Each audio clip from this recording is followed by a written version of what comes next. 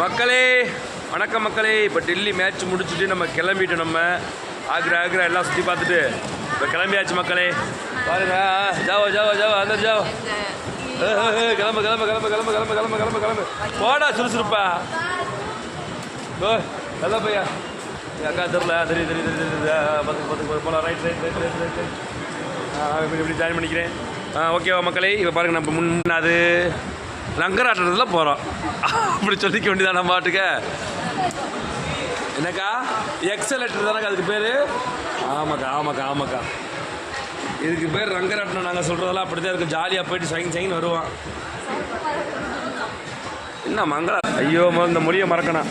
போங்க போங்க எல்லோரும் போங்க, அருமையாக போங்க, வரிசையாக போங்க. என்ன இடிச்சிக்கா போகிற சத்யா?